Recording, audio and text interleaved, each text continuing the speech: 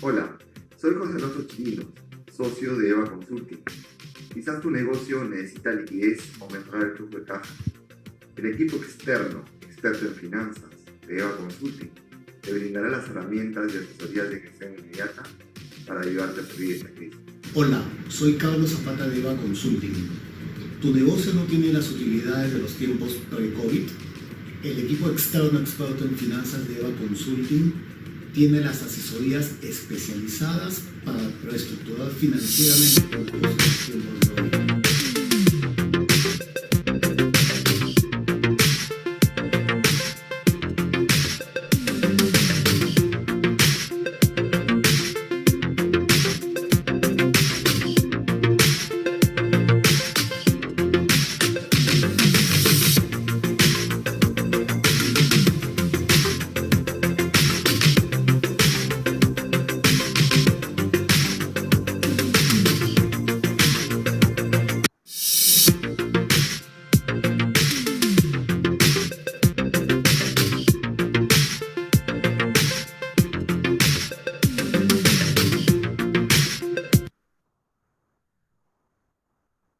Hola, soy José Alonso Chirinos, socio de EVA Consulting.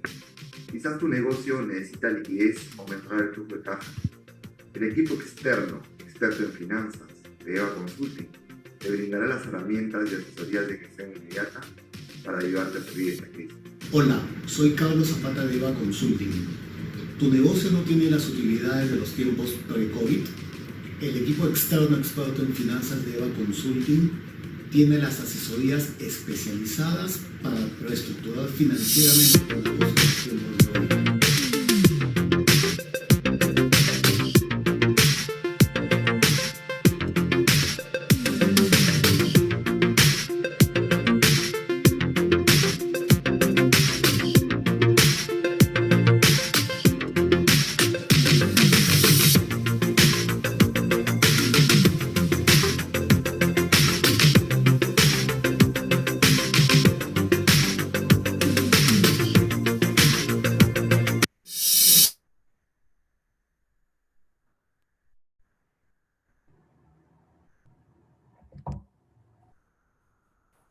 Muy buenas tardes con todos los asistentes.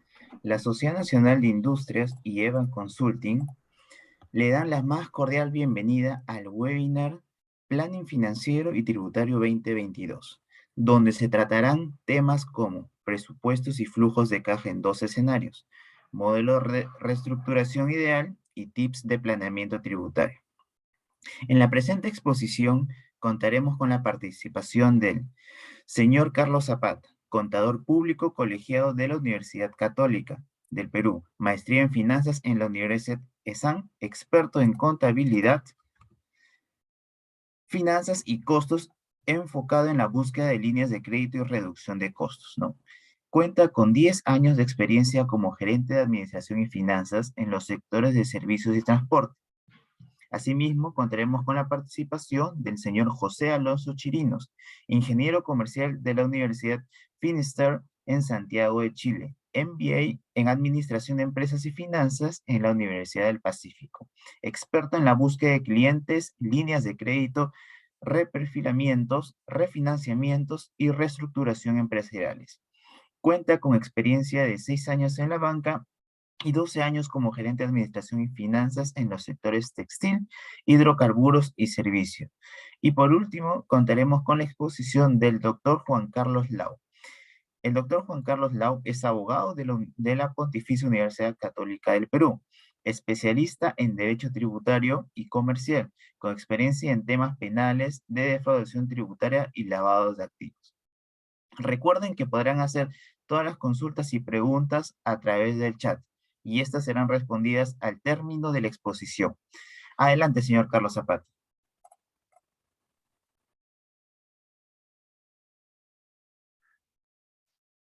Gracias, Luis. Muy amable por la presentación. Gracias a todos.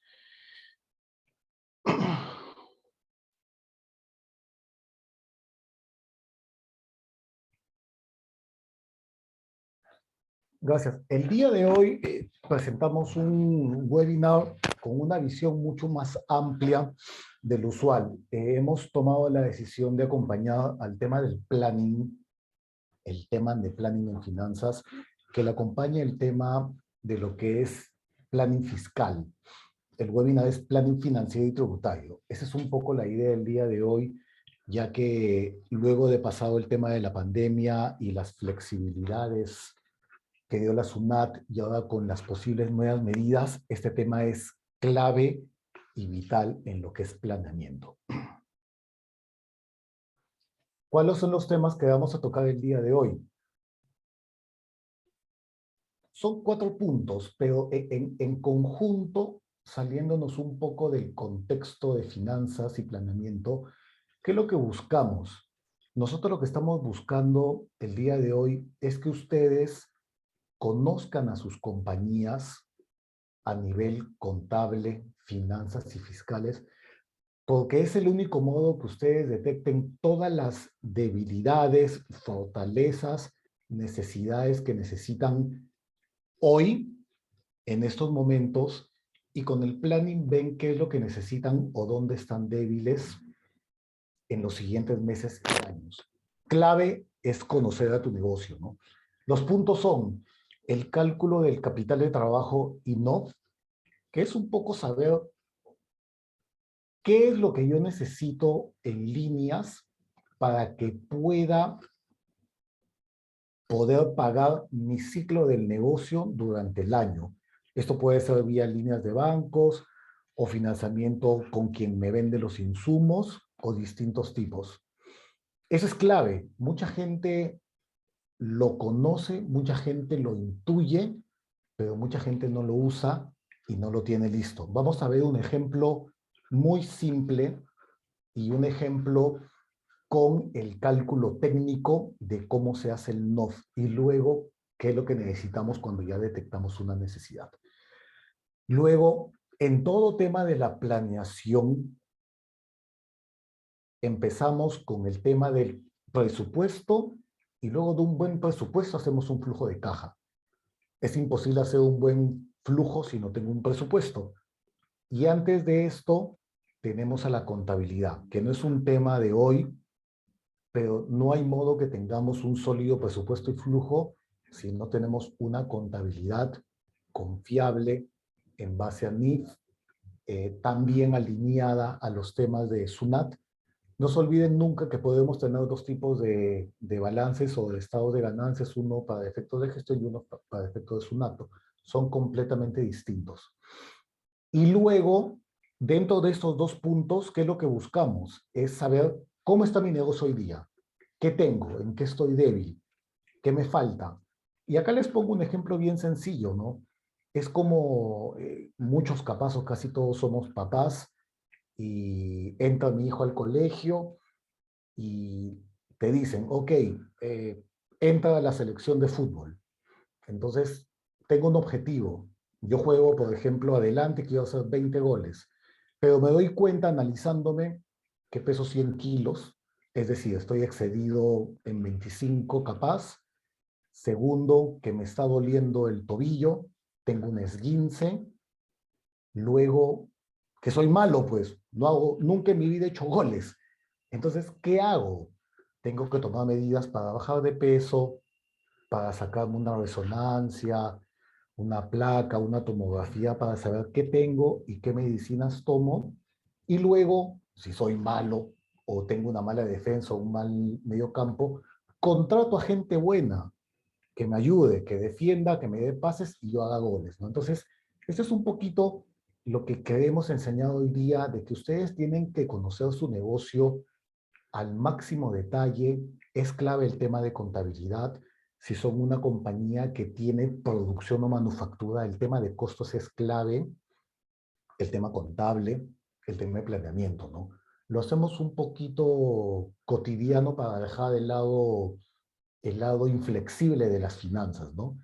Y luego, habiendo analizado cuáles son todas las debilidades de mi negocio, les planteamos un modelo de reestructuración ideal que sería en todo caso ya las soluciones, ¿no?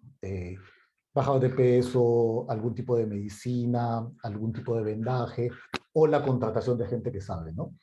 Y luego los tips de planeamiento, ¿no? El tips de planeamiento tributario ya luego de tener toda la visión del negocio, ¿no? Empezamos. Como les comenté, es muy sencillo el concepto, pero lamentablemente es muy poco utilizado. ¿Cómo se calcula el capital de trabajo? Y ponemos un ejemplo súper simple, y disculpe que insista, vamos a poner un ejemplo básico de un negocio que empieza a comienzos de año, empieza inicialmente. Es un negocio que tiene pensado vender 180.000 soles, por lo cual el día 1 tiene que comprar 100.000 soles en calzado e insumos y los tiene que cancelar en 30 días. No he vendido nada todavía. Ese calzado, según mi ciclo, en 60 días yo lo transformo, lo alisto, lo tiño, le pongo los aditamentos, lo embalo, lo tengo listo en 60 días. El día 61 yo lo vendo y me pagan a los 30 días. Es decir, van a pasar 90 días que yo no recibí ni un centavo, pero ya sucedió que tengo que pagar los insumos y el calzado, la planilla y el gasto de venta, que es un costo fijo, en 90 días. Si se dan cuenta, esto me suma simplemente 160.000 soles. ¿Y de dónde lo saco? ¿De dónde saco esa plata? O lo saca el accionista, o yo ya sabía que necesitaba una línea, o no pago, que no es lo ideal, ¿no? Entonces, este es un ejemplo sencillísimo que lo replicamos a los negocios, podemos hablar de millones o de decenas de millones, y esto lo vemos ya en un modelo de un flujo sencillo, ¿no? En simple, como les comentaba, ¿no? El momento 1, el mes 1, a los 30 días, ya tengo que hacer un pago, tengo que hacer los pagos de las planillas y los gastos de venta, en el mes 2 también, en el mes 3 también, y no tengo ni un sol. ¿Qué hago? Necesito conseguir una línea de 160.000 soles para que yo pague todo. Solamente si hablamos de un ciclo, un solo ciclo, ¿no? Entonces, tenemos como concepto, tenemos como flujo, y luego lo tenemos como el cálculo de NOF, N-O-F, que es un tema que se usa mucho en las finanzas, que es simple, pero es muy potente, ¿no? Acá lo que hacemos es colocamos el volumen de ventas que planeamos en el año, el costo de ventas estimado, el gasto de venta y el gasto administrativo, y definimos el ciclo de caja, que también es un concepto muy simple, pero muy potente, ¿no? Obviamente, acá hablamos de un promedio, ¿no? De rotaciones, ¿no? Que al final uno lo que financia es desde el momento que llega el inventario, le da vuelta, lo factura y hasta que me pagan, estaríamos hablando de 90 días, y eso me da matemáticamente el mismo monto que vimos en el ejemplo, una línea de 160.000 que va a dar vueltas según la cantidad de mi ciclo de caja. Si yo no tengo esta línea, como les comenté, ¿qué hago? Lamentablemente voy a hacer un default porque no le pago a quien me vende los insumos, no pago mi planilla, o tengo que estar tapando incendios con el accionista.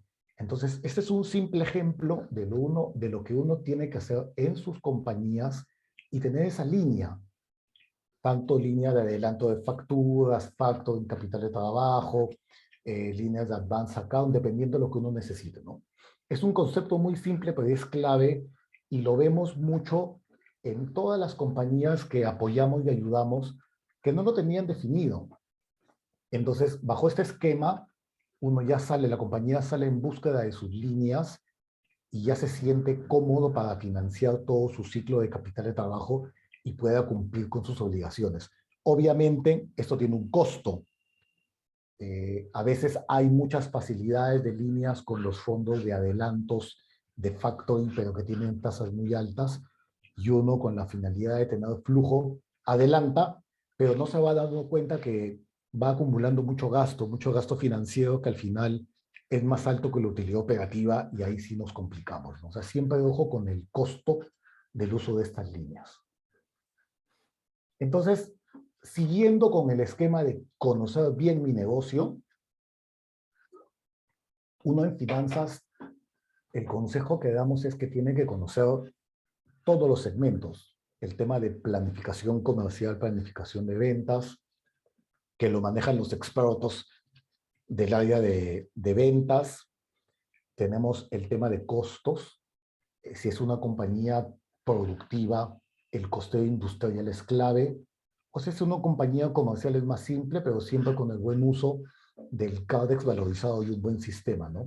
Entonces, acá lo que vemos es siempre una planeación comercial desde dos puntos de vista. Ideal sería tres puntos de vista, pero nosotros como finanzas siempre recomendamos tener una visión pesimista para estar listos ante la situación más mala que le puede pasar a la compañía. ¿Y cuál es esa? La menor cantidad de ventas que uno puede tener, ¿no? Acá optimistamente la compañía planificó vender casi 14 millones de soles, buenísimo, pero de modo pesimista también planificó vender 8.2 millones. Estamos hablando de 6 millones menos.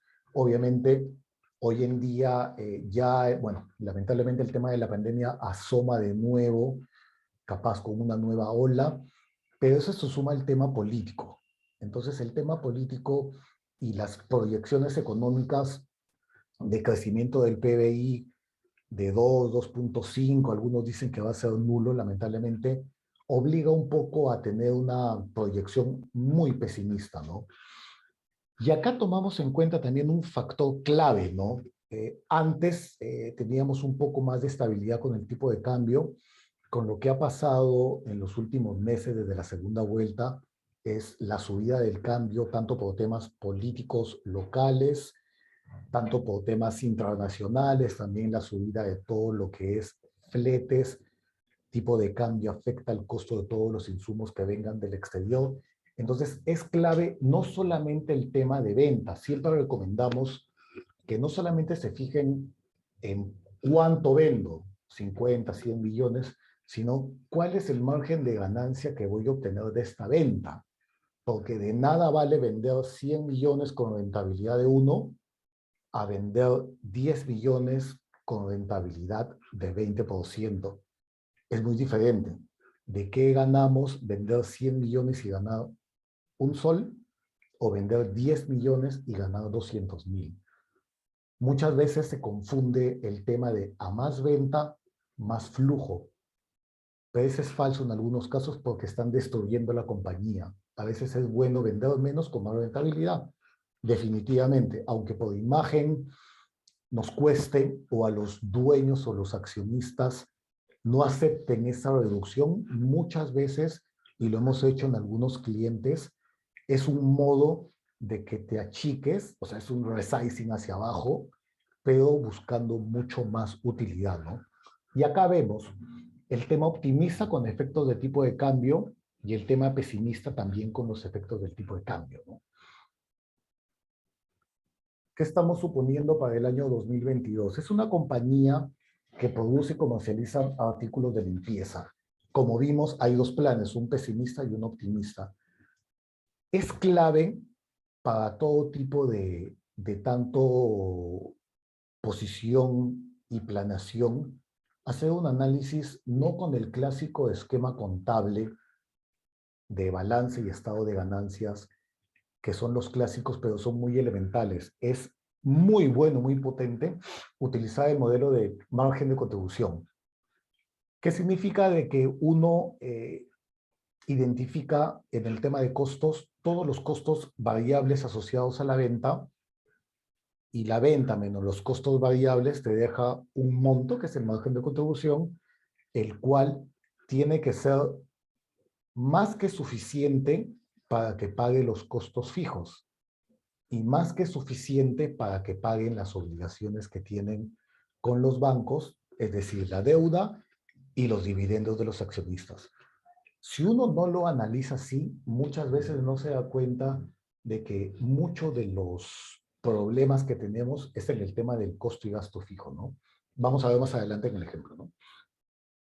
Como decíamos, es clave conocer a la compañía en todo sentido.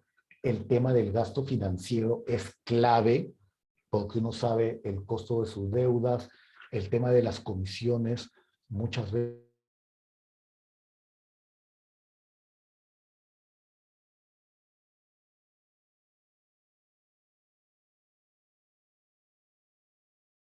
¿no? Entonces, siempre ir midiendo todo el tema de costos y gastos a nivel de finanzas, ¿no?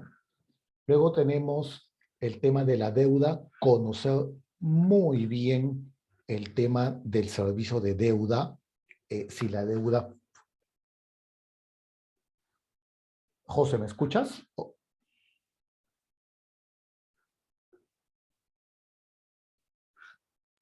Sí, conforme. Está bien, Ah, ok, estamos ok. bien. Sí, disculpen. Sí, Sino tuve que un inconveniente. se fue el internet un poquito. Pero ya está. Ya, me avisas, ya está bien. Luego, el tema, lo siguiente es conocer muy bien la deuda. Es ideal tener todos los cronogramas de deuda y tener por mes cuál es el monto, cuál es el interés en el lapso de años que tenga la deuda, porque eso nos ayuda a un tema de planación, nos ayuda a saber cuál es el EBITDA que necesita la compañía y en base a un EBITDA uno le exige a la compañía tanto un nivel de ventas como una rentabilidad mínima, ¿no? También el cliente obtuvo reactiva en el año 2020 y acá, ¿qué sucede? Capaz a muchos ya nos ha pasado, tenemos muchos clientes, por ejemplo, que tenían líneas con hipotecas, ponemos un ejemplo, ¿no? Hipoteca de 2 millones, tomó reactiva que lo garantice el Estado y a pesar de tener garantías, el banco lo que hizo fue redujo las líneas a la mitad y hoy es una compañía que está sobre garantizando tanto reactiva y a la poca línea que queda con un inmueble. Y la compañía necesita oxígeno y a pesar de estar sobre garantizando más de 2, 3 a 1 la deuda con el banco no le da ninguna facilidad. Y eso está pasando mucho. Es un poco por lo que están haciendo los bancos de cuidar mucho su tema de políticas patrimoniales y cuidando mucho el tema del endeudamiento, ¿no? Bueno, y luego tenemos el costo de venta, incluye depreciación clave para el flujo y la tasa objetivo 10% del costo. Acá vemos un poco el resumen del efecto del tipo de cambio, ¿no? Que es bueno que se mida eh, de modo mensual en base a una proyección porque siempre va a tener un efecto hacia el aumento de los costos y por la diferencia de cambio. Ante eso, podemos tener dos tipos de acciones, ¿no? La más buena o la ideal es el llamado calce, ¿no? Que uno tenga como, si tiene obligaciones en dólares contraídas, tiene que tener ingresos en dólares, en la misma proporción de cuál los tenga. De ese modo, cualquier aumento en el tipo de cambio hace que aumente los ingresos en soles y ese aumento compensa el aumento de las deudas en dólares. Siempre el calce funciona. En este caso, la compañía estaba completamente descalzada. Es difícil, ¿no? O sea, es fácil decirlo en el ejemplo, pero es difícil en la acción, en el día a día.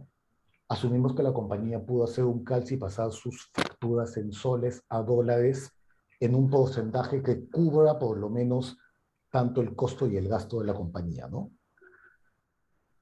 Pero esto también es un tema de conocimiento de negocio. ¿Estoy calzado o no estoy calzado? ¿Qué tanto expuesto estoy al tipo de cambio? Y si estoy muy expuesto, tomar soluciones inmediatas, ¿no? Acá comentamos un poco lo que ya sabemos, el alza del tipo de cambio, lo que ha pasado con los insumos, el combustible, cualquier producto que venga del exterior y hasta los que no vengan se suman con el alza clásica, ¿no? A veces productos producidos localmente se suman al aumento del tipo de cambio aunque no lo estén, ¿no? Es una política usual, ¿no? Y las recomendaciones, como dijimos, el tema del calce y dependiendo de los montos, utilizar forward de divisas, ¿no? O sea, el tipo de cambio es una tinta, ¿no? Pero con un forward, una cobertura, podemos fijar un tipo de cambio a una fecha y nos matamos este riesgo de la fluctuación.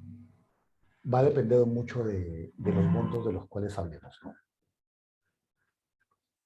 Luego, siguiendo con el ejemplo de cómo conocer muy bien mi negocio, es clave que nosotros como los responsables de las finanzas sepamos cómo se mueven las ventas. Si tengo tiendas, cuánto vendo en cada tienda, cuál es la tienda ancla y si mis productos están detallados, cuál es el producto que más vende, cuál vende más, cuál vende menos, porque ahí es donde yo ataco mucho más, ¿no? A un ABC me va a decir dónde vendo más y los productos básicos. Lo tengo que conocer sí o sí, es lo más aconsejable. Y en el tema del costeo es clave, como dije. Esto va a depender mucho si es una compañía que hace producción, manufactura. El tema del costeo es más complicado, pero es clave. Acá dependemos mucho de la gente contable y buenas políticas de costeo. Y de este modo sabemos muy bien cuáles son los productos que me dejan el margen más pequeño y cuáles son los que son más altos. No necesariamente un margen negativo es malo, porque puede ser un producto que es clave para que yo me haga conocido y mientras el porcentaje sea pequeño dentro de un mix, es manejable. Pero si ese porcentaje, ese producto es muy alto y me está tirando hacia abajo el costo, definitivamente tengo que tomar acción, ¿no? O lo reduzco del mix de venta o definitivamente hago algo con el tema del costo de producción que está muy alto, ¿no? Y acá vemos un modelo de presupuesto o estado de ganancias típico, que es como un EGP clásico, donde vemos ventas menos costo y los gastos de venta. Obviamente acá tenemos que tener un margen operativo negativo, significa que la compañía no tiene capacidad para pagar sus costos y gastos y menos aún sus deudas, ¿no? Definitivamente, hoy mi conocimiento me dice que la compañía está complicada y eso a veces es muy difícil de que lo entiendan los dueños porque a veces solamente les gusta escuchar lo que piensan. Entonces, hay que ser muy empáticos, pero también muy directos y concisos en sustentar una posición complicada, porque muchos dueños son muy optimistas y a veces no les gusta escuchar eso, pero es la función que tenemos y si lo hacemos con el completo detalle, sustentando con el tema de comercial, operaciones, producción, vamos a tener mucho éxito en tomar medidas, ¿no? Y acá lo vemos dentro del modelo de margen de contribución, ¿no? Como les comentaba, acá si vemos, tenemos en el conjunto del año, dentro del esquema pesimista, tenemos un margen de contribución casi de 950,000 soles. Entonces, el monto es casi de 1 millón, pero cuando vemos la estructura de costos y gastos fijos, definitivamente vemos que estamos en negativo. Entonces, definitivamente lo que es depreciación es un tema, si bien es un gasto o costo, no influye en un flujo, pero los otros gastos definitivamente necesitan bajar de peso, como dijimos, ¿no? Quiero competir con 70 kilos, pero peso 100. Ok, bajemos de peso. Y esto nos da una situación de un estado de ganancias casi en 1 millón negativo, ¿no? Como les comentamos, acá es clave el conocimiento del costo de la deuda. Acá vemos clasificado por tipo de financiamiento, leasing, mediano plazo, el bendito de activa que capaz complica a muchos, el uso de la línea de capital de trabajo, comisiones, muchas compañías tienen el uso de POS, que a veces también esos costos se van elevando, ¿no? Y tenemos un conocimiento de todo lo que es el costo de la deuda. Y acá tenemos detallado, solamente por el año 22, cuál es el servicio de deuda que tenemos mes a mes, ¿no? Esto nos va a ayudar mucho al tema de planeación, ¿no? Como les dijimos, acá tenemos que hay 1.100.000 soles de pago de deuda, el cual me obliga a que la compañía tenga que botar más de 1.100.000 en evita, definitivamente, que es capacidad de pago, ¿no? Haciendo un conjunto de medidas, ¿no? Pero nuevamente, esto tiene que estar en conocimiento, el tema de la deuda, cuota mensual, el tema del costo de la deuda, todo muy bien detallado, ¿no? Y esto ya es el complemento, saliendo del presupuesto y el flujo, Y el ciclo de caja, disculpen, este es el flujo de caja consolidado, como ven, no da, definitivamente. Flujo operativo menos 169.000, un flujo en conjunto negativo de 1.321.000. O sea, bajo este esquema, acá hemos detectado y conocido de esta compañía todas las debilidades que tiene, cómo llega, definitivamente llega en default si es que no toma acción. Así yo conozco mi negocio, lo hemos hecho lo más sintético y luego, con este conocimiento, ya tomamos acción. Acá sí ya le doy el pase a José Alonso para que continúe con los tips de los modelos de reestructuración. Muchas gracias, Carlos. Buenas tardes con todos. Sí, voy a empezar por los tips del modelo de reestructuración, que en principio vamos a verlo cualitativamente y después vamos a verlo en el modelo matemático. El primero es, cuando se plantee una decisión o estrategia, es mejor tener un porcentaje de algo que 100% de nada. Y voy a darles un ejemplo, ¿no?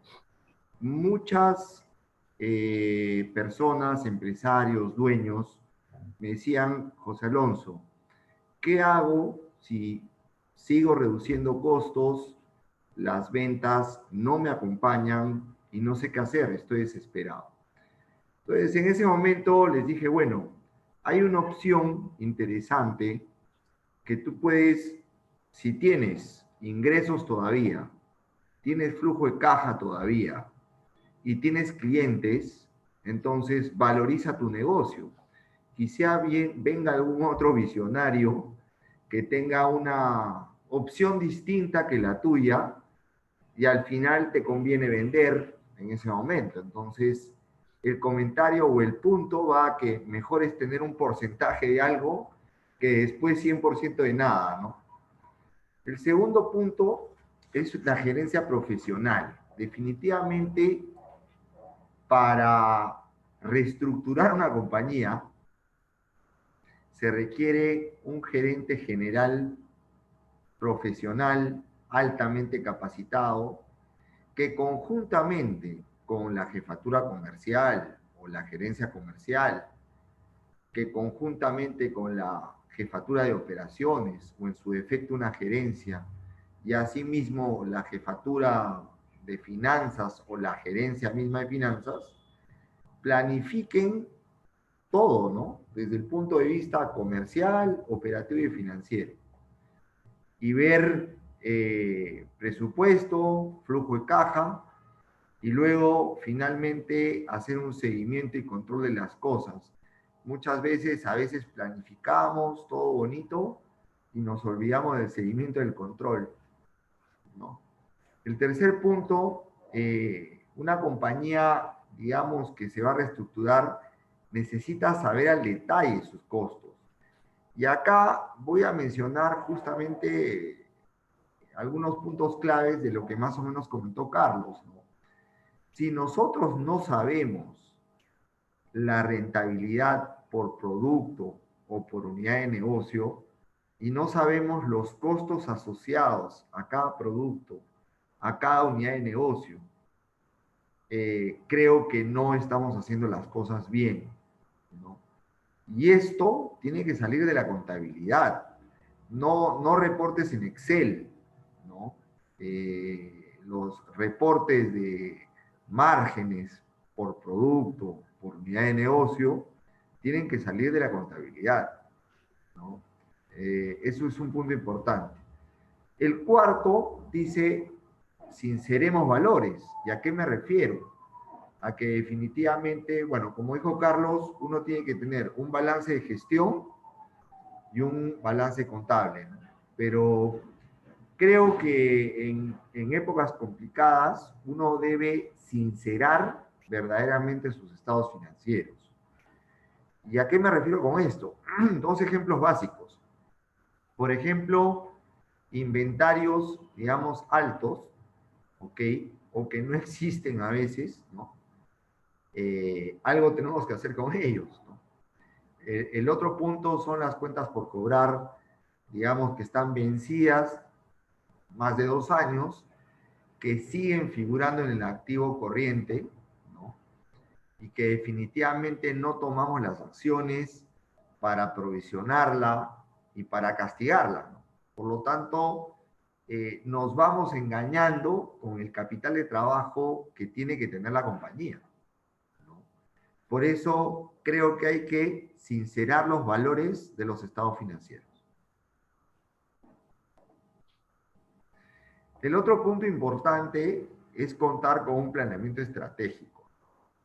Y para contar con un planeamiento estratégico, uno tiene que, de alguna manera, ver el análisis del mercado, ¿no? Hacer una investigación de mercado verdaderamente de lo que quieres hacer y también analizar el entorno, ¿no? El entorno, ¿para qué? Para establecer un plan macro desde el punto de vista comercial, desde el punto de vista operativo y desde el punto de vista financiero. Y ya teniendo un planeamiento estratégico, eso nos va a ayudar a que las gerencias o a que las cabezas de cada área puedan liderar el plan operativo de acción, que viene a ser el plan micro, ¿no es cierto? Que indudablemente tiene que tener metas y tiene que tener objetivos cualitativos y cuantitativos bien definidos con los famosos indicadores de gestión, ¿no? Es fundamental, digamos, que cada gerencia controle adecuadamente todos los indicadores de gestión. Después hay un punto bien importante, nunca corten costos que van con el incentivo a la productividad de negocio, manténganlos, ¿no? Después hay un tema bien importante que es el reperfilamiento de deudas. Como cuando uno está complicado, necesita reestructurar. Y reperfilamiento de deudas me refiero a ampliar plazos, ¿no? Con periodos de gracia, con cuotas chicas al comienzo que van creciendo con respecto conforme van creciendo las ventas y un porcentaje de cuota balón al final por el 20%, ¿no? Eso va a ayudar mucho, ¿no? Y negociar también al máximo las tasas de interés en el fondo o en el banco que se logre la reprogramación o el reperfilamiento. Finalmente, hay un punto importante que también es el aporte que da cada trabajador a cada compañía, ¿no?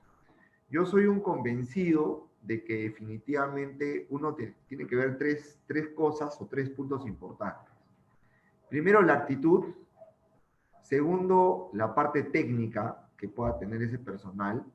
Y tercero, la calidad humana que pueda tener esa persona, ¿no? Entonces, ser y ver y medir eficiencia y eficacia para tomar decisiones.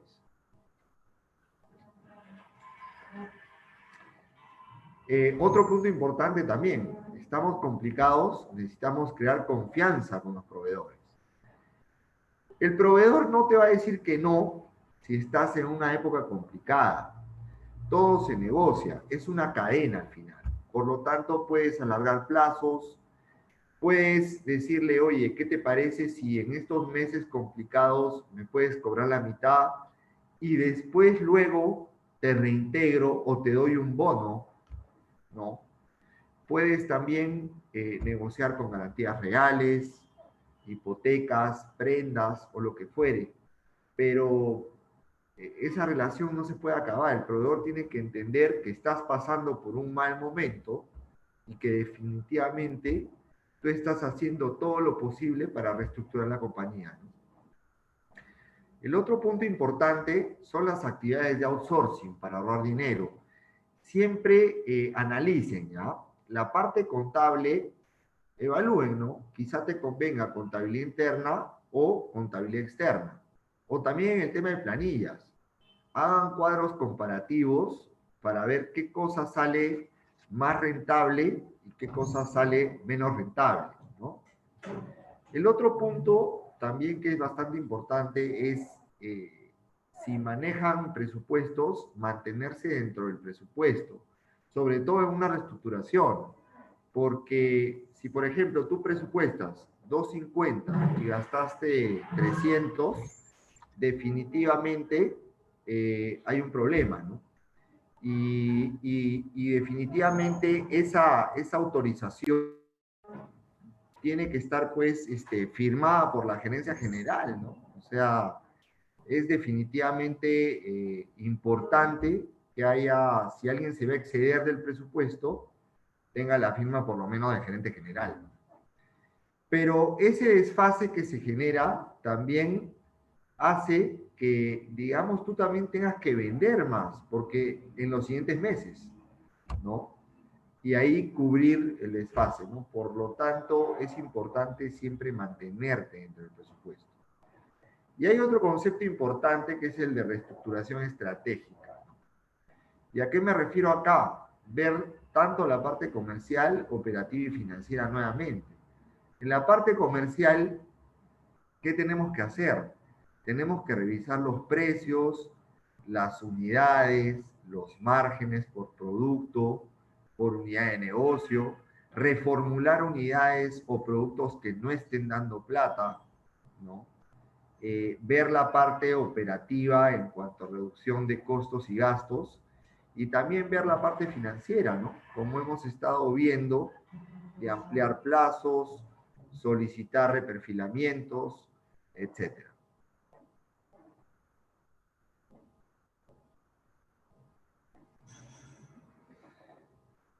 El otro concepto importante es el de reestructuración financiera. Ahí a lo que vamos es aliviar la carga del servicio de deuda, es decir, aliviar el flujo de caja de la compañía, aumentar la liquidez, ¿no? El otro punto importante es la venta de activos, no necesarios, ¿no? A veces muchos dueños, muchos empresarios me han dicho, ¿no? Porque lo he vivido, ¿no? Me dicen, José, pucha, pero yo quiero mi máquina. Mi máquina la compré hace 5 años, ¿cómo la voy a vender, no? Pero definitivamente esa máquina en los últimos 2 años no ha contribuido, no ha tenido margen de contribución al negocio. Por lo tanto, si están verdaderamente complicados, vendan activos no necesarios para en ese momento levantar liquidez. El otro punto importante es el redespliegue, ¿no? Cuando definitivamente se te va cayendo la venta en un negocio, ¿qué tienes que hacer tú? Tienes que comenzar a mirar a otros lados, ¿no? En este caso, por ejemplo, ahorita hay muchas compañías que están mirando mucho el sector externo, porque la exportación es lo que está dando plata. Por poner un ejemplo, ¿no? El sector agrícola está bien, ¿no? Están exportando cada vez más, ¿no? Entonces, sí es importante poder migrar a otros mercados, poder diversificar sus productos para, con la diversificación, tener mucho más rentabilidad, ¿no? El otro punto importante es que hoy en día, ¿no? Hoy en día se dice, si no estás en redes, ya fuiste, ¿no? Y es importante, sí, estar en redes para incrementar las ventas, ¿no? Estar, primero que nada, buscar base de datos de clientes potenciales, tienes que saber bien hacia dónde vas, hacia qué segmento apuntas, ¿no? Es importante hoy en día el Facebook, estar en Instagram, estar en LinkedIn, estar en todas las redes sociales, ¿no? Pero acá yo les quiero dar un consejo, ¿no? Siempre estamos mirando al del costado, qué cosa está haciendo. Y a veces es un gran error, ¿no? Entonces, yo les recomiendo que miren hacia adelante, que no miren hacia los costados y que hagan lo que tienen que hacer con el conocimiento que ustedes tienen. Y por último, para reestructurar, ese gerente profesional tiene que levantar la moral de todo el grupo para poder lograr la reestructuración. Sin eso, no se puede hacer absolutamente nada.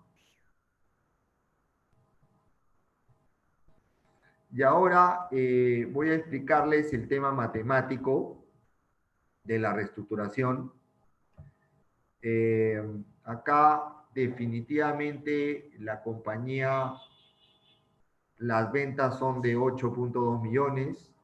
Hay una reducción de costos, digamos, y gastos de venta fijos y administrativos como alquileres, sueldo de personal, jefaturas, casi en 624.000 soles. También se ha logrado la obtención de un crédito de mediano plazo de un fondo, no un banco, con garantía de activos, de maquinaria usada. La empresa toma la decisión de no comercializar los productos 2, 3 y 4, que en su inicio vimos menos rentables para el negocio. Cerró la tienda número 3 por un alquiler que era demasiado alto. El tipo de cambio ya lo voy a explicar en su momento nuevamente con la nueva posición. Se obtuvo 12 meses más de gracia del préstamo Reactiva, es decir, se empieza a pagar en junio del 2022 y la tasa de interés aumentó un poquito, ¿no? De 10 a 14%. ¿Por qué? Por el riesgo país. Definitivamente, hoy en día, digamos, somos un país más riesgoso en estos momentos, ¿no? Por último, dentro de los supuestos, también se ha vendido una maquinaria antigua de 100.000 soles y de igual manera se tomó la decisión de inversión en redes digitales por unos 15.000 soles inicialmente, pero ese es un monto que, digamos, va a ser cada semestre, ¿no? Siguiente, por favor. Ok, esto es lo que más o menos les queríamos explicar, ¿no? La posición cambiaria nueva ahora es distinta. Es decir, la venta en dólares representa un 85% y la venta en soles solo representa un 15%. Igual en el costo en dólares representa el 95% y en soles el 5%. ¿No? Entonces, definitivamente ya hay una posición distinta a la posición inicial que les explicó Carlos. Siguiente, por favor. Ok, este es el presupuesto 2022 ya reestructurado por margen de contribución.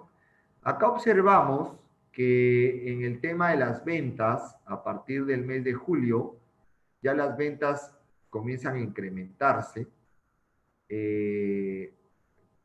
definitivamente para llegar al total de 9 millones.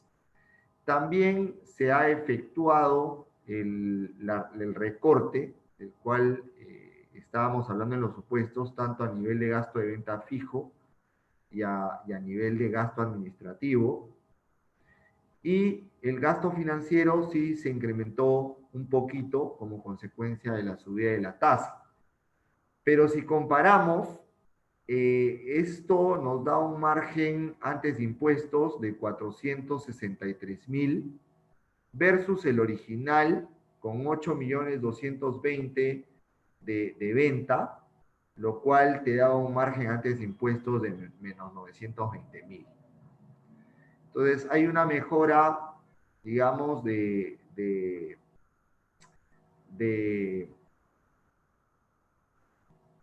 16% en el margen final, ¿no? Definitivamente.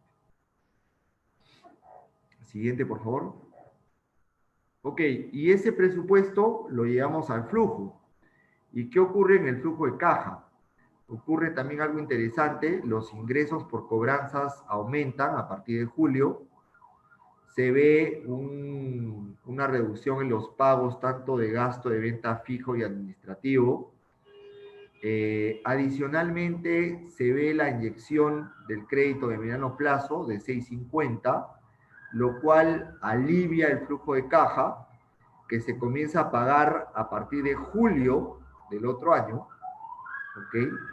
Y también se ve interesante en el mes de abril el ingreso de la venta del activo y de igual forma el egreso por la inversión en redes digitales, ¿no? Obviamente, toda esta reestructuración ha hecho de que las ventas también aumenten un poquito, ¿no? Inversión en redes, la contratación de esta gerencia profesional con un poquito mejor pagada, pero finalmente más capacitada, ¿no?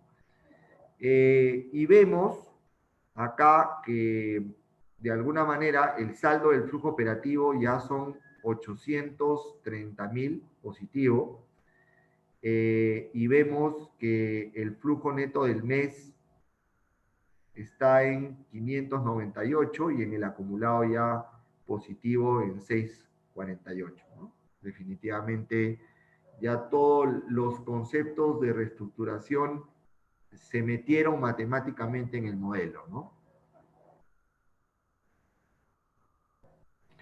Y acá un poco queremos mostrarles el cronograma de los 650.000. Definitivamente esto se consiguió con un fondo, no con un banco, que presta con 3 meses de gracia, más 48 meses, pero con garantía de maquinaria de segunda, ¿no? Al 80% del valor de realización. Definitivamente es un logro porque los bancos no financian contra maquinaria usada, ¿no? Y definitivamente acá en el cronograma se ve la cuota que ya está metida también en el flujo de caja, que se empieza a pagar a partir de julio, ya cuota más amortización más interés, ¿no? Ahora voy a dejar con ustedes al doctor Juan Carlos Lau, que nos va a explicar ya conceptos de lo que significa planeamiento tributario. Gracias.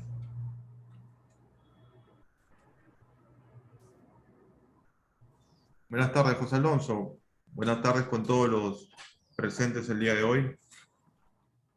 Gracias por la invitación y básicamente la idea de poder abarcar o tratar de abarcar un tema tan amplio, bueno, en un tiempo reducido, se circunscribe a una idea bastante clara que ha sido mencionada también por Carlos al inicio de la exposición, y es que las personas que conducen una empresa, no necesariamente estamos hablando de gerente general o de los directores, sino de los que conducen las operaciones de la empresa, entiéndase los gerentes de finanzas, gerentes contables, los contadores, inclusive los asistentes, tienen que partir de un hecho indispensable, y es que deben conocer la empresa. Deben conocer cada una de las operaciones de la empresa, porque si no conocemos estas operaciones, la posibilidad de lograr hacer, por ejemplo, un planeamiento, no hablemos de planeamiento tributario, hablemos de un planeamiento financiero, no van a ser posibles, porque el planeamiento financiero, una de sus bases, definitivamente, es el planeamiento tributario. El planeamiento tributario, el gasto tributario, los costos tributarios, son parte de un flujo de caja normal de una empresa. ¿Qué decir, pues, por ejemplo, de una contingencia tributaria? Entonces, voy a tratar de, por consejo de los anfitriones, de no ser tan técnico respecto a la mención de normas, pero sí voy a tratar de ser claro respecto a algunos términos que deben quedar claros en la sesión de hoy. En primer lugar, ¿qué es un planeamiento tributario? ¿Qué es una elusión tributaria? ¿Y qué es una defraudación tributaria? Entre un planeamiento elusivo y un comportamiento defraudatorio existe una zona bastante gris. No se encuentran los parámetros exactos para que legalmente se puedan determinar qué conducta pasa el ámbito de la elusión para pasar al ámbito de la defraudación propiamente dicha. Y esto se ve claramente cuando los casos son judicializados ¿no? Y vemos pues que no se trata ahora de la clásica figura de defraudación tributaria porque compré facturas, que entiendo que ese es el caso más simple, y el 95% de los casos judiciales que se encuentran penalizados es porque alguna vez alguna empresa se dedicó a comprar facturas pues falsas, ¿no? Y esos son los famosos casos de defraudación tributaria que muchos que están en las cortes en este momento. Sin embargo, de la dación de la norma antielusiva, ustedes saben que viene del año 2012, 2014, y con su implementación en 2019, es necesario tener en claro cuáles son los límites respecto a un planeamiento tributario y sobre todo a un planeamiento tributario denominado agresivo, en el cual una empresa trata de calzar las situaciones dentro del esquema legal para poder, pues, beneficiarse de los incentivos o beneficiarse de los vacíos que pueda tener una norma. ¿Qué es un planeamiento tributario? El planeamiento tributario consiste, en palabras muy fáciles, en pagar lo que corresponde y también ahorrar lo que corresponde. Porque es posible ahorrar. Sin embargo, el planeamiento tributario tiene dos lados, son dos lados de una misma moneda. ¿Cuál es? El planeamiento propiamente dicho, conocer tu empresa, y la protección del planeamiento tributario. La protección del planeamiento tributario es esencial en estas épocas, porque entiendo que muchos de ustedes han sufrido alguna fiscalización de SUNAT, y ya no se trata solamente de tener una operación clara, sino que ahora la operación tiene que estar perfectamente documentada.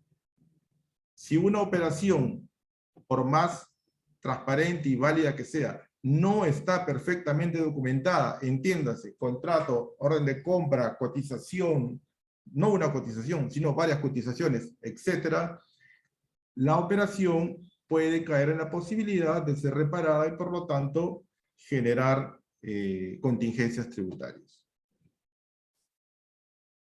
La elusión aquí en el Perú tiene una sanción no penal. Básicamente hasta el día de hoy entiendo que las fiscalizaciones tributarias van a ir avanzando ya con la dación del reglamento para la aplicación de la norma antielusiva. Cuando a mí me fiscalizan y SUNAT determina que hay una operación que no le quedó clara, normalmente nos vamos a la responsabilidad administrativa porque consideran que existe una ilusión y por lo tanto viene el reparo. Eso no sucede, claramente está cuando se refieren a operaciones de defraudación tributaria. Y ahí viene algo que para ustedes debe quedar sumamente claro, ya con la dación de la norma antielusiva, es cuál es la responsabilidad respecto de los gerentes, de los directores, de los asesores, de los contadores, del beneficiario final. Incluso hay un término que no es muy utilizado, pero que yo lo observo en mi práctica penal. También veo derecho penal porque mis casos tributarios me permiten ver derecho penal. Hay una denominada figura de instigador. Es decir, una persona que no necesariamente tiene que ver con la empresa, pero que en algún momento participó del hecho. Y todos resultan incorporados a la figura de la responsabilidad. Es importante conocer a la empresa, porque si, por ejemplo, yo como un contador nuevo entro a una empresa y solamente me dedico a confirmar las operaciones anteriores, lo más probable es que luego yo tenga un problema. ¿Por qué? Porque normalmente no se revisan las operaciones como deben ser revisadas. Las operaciones tienen que ser conceptualizadas tal y como son. Las operaciones obedecen a una realidad económica. No puedo yo, por más que quiera, porque va a significar un ahorro, tener una operación y tratar de calzarla en una figura. Tratar de forzarla para entrar a una figura elusiva para evadir, pues, no evadir, no, para poder tener un ahorro tributario, ¿no? clásico ejemplo, pues pueden ser las operaciones entre vinculados. La operación entre vinculados y las operaciones de préstamo, por ejemplo, en todas las empresas, son el lugar común donde todos, por efecto de los intereses, por ejemplo, intereses presuntos, no logran colocar el interés de mercado y por lo tanto se generan, pues, contingencias tributarias. Les cuento una anécdota de manera rápida. Recuerdo haber estado hace poco en Estados Unidos y cuando conversé con un contador allá y le pregunté ¿qué autorizaciones necesito para empezar a facturar en Estados Unidos? Y la respuesta fue muy sencilla. Aquí en Estados Unidos no necesitas nada. Aquí en Estados Unidos tú vas a tener que declarar absolutamente todo. Y si tú, por A o por B, a una operación la denominas de otra manera y obtienes un beneficio tributario, la responsabilidad directamente es penal. Aquí en Perú todavía no sucede eso. Aquí en Perú estamos, en el caso en que una operación no calza perfectamente con la norma, estamos ante un tipo de responsabilidad administrativa generalmente, o ya en el caso pues que la operación no sea abiertamente defraudatoria, pues estamos ante el caso de responsabilidades penales. Entonces, es bien importante que ustedes sepan la responsabilidad que tienen absolutamente todos los que intervienen en el diseño de las operaciones de carácter tributario de la empresa, ante la justicia, no solamente ante la administración tributaria, son responsables solidarios. Y es bien importante tener en cuenta esto porque conocer la empresa les va a evitar futuras contingencias o futuros problemas, ¿no? Por favor, Carlos, pasa a la siguiente diapositiva. Antes de entrar en una empresa a idearse o a planear grandes operaciones, lo primero que una persona como asesor tributario, asesor contable, lo primero que tiene que hacer es decir, bueno, conoces la empresa y vamos partiendo desde el principio respecto, por ejemplo, a los ahorros tributarios o los ahorros laborales que podría tener una empresa. Por ejemplo, clásica pregunta, ¿y ustedes en su empresa utilizan la famosa planilla de movilidad? Hay planilla de movilidad y hay planilla de movilidad laboral y hay planilla de movilidad tributaria, la que está contenida en la ley del impuesto a la renta. La mayoría no lo aplica. El 50% de empresas preguntadas no aplica o no conoce qué es una planilla de movilidad. Es decir, porque consideran que es un gasto menudo y al ser un gasto menudo, pues que no tiene mucha importancia. Entonces, ahí viene el ahorro que deja de tenerse, porque bueno, si es una empresa pequeña, será un ahorro pequeño, pero conceptualmente no están correctos. ¿Por qué? Porque si vamos a hacer un planeamiento tributario, el planeamiento tributario nace de cero y nace, así me tenga que ahorrar, así me puede ahorrar pues 10.000, 20.000, 30.000 soles en el año, nace por aplicar correctamente las normas tributarias a la realidad de mi empresa. Se pregunta por la realidad, por ejemplo, de los trabajadores. Y mi planilla es muy costosa. Bueno, es costosa, pero vamos pensando, aplicas tú el tema de condiciones de trabajo, ojo, sin forzarlas, las condiciones de trabajo, según la norma de STS, no tienen efectos remunerativos.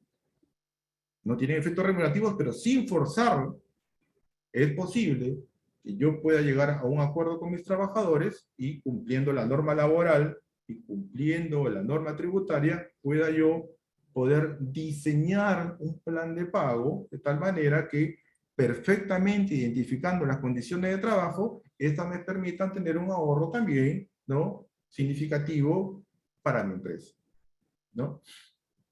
Entonces, el concepto principal es que las operaciones responden a una realidad. La realidad indica qué tipo de norma voy a aplicar, nunca al revés. El principal error de muchas empresas es que el hecho imponible la operación tratan de no hacerla calzar con el hecho imponible o al revés.